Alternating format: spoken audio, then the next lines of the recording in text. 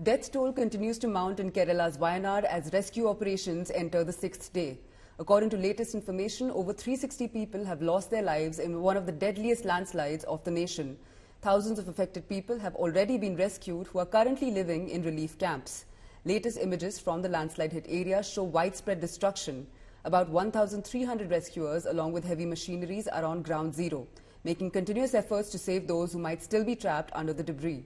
However, huge boulders and logs deposited in the residential areas of Mundakkai and Churalmala are posing a significant challenge in the rescue efforts.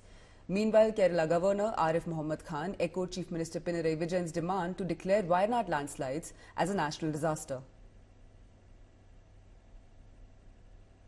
We're reporting from ground zero in Wayanad. Today is day 6 of the search operations, and according to Kerala Chief Minister Pinarayi Vijayan, the search operations have entered its last leg. And just to take you through how it's done, the entire search area in Wayanad, especially the landslide site, has been divided into 6 zones. And the rescue team personnel drawn from different agencies, be it the Indian Army, the NDRF, SDRF, the Fire Force personnel, all of them are deployed in these 6 zones to focus the search operations in and around that area.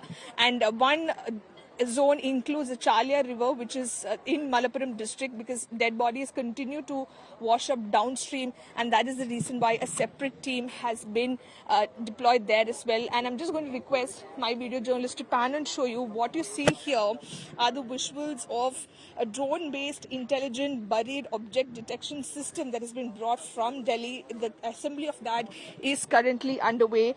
This drone-based radar was brought from Delhi to the Wayanad landslide site based on the request from the Kerala government. This will help the rescue teams in detecting dead bodies buried in the soil so that it can be retrieved.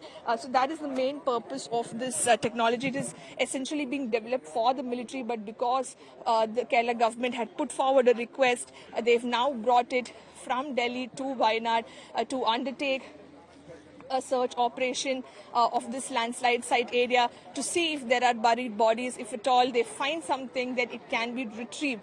Just yesterday they managed to find 4 dead bodies, but it's increasingly getting difficult for the rescue teams as well, and that is the reason why Chief Minister Pinarayi Vijayan said that the rescue operations are entering its last stage. And now, of course, slowly the focus will shift to rehabilitation of the survivors, and that is going to be a very challenging task, an uphill task for the government, because they need to find land, they need to build homes for these survivors, they need to do a lot of things to get their lives back to normal, in providing them some rehabilitation package, financial compensation, also giving them mental counseling, because this is a tragedy of huge magnitude, and it's not going to be easy for them to recover from this trauma, from the grief that they're undergoing. So that is the reason why a lot of efforts need to be undertaken. But the Kerala government and the people of Kerala stay united, and they say they are with Wayanad, and they will extend the much needed helping hand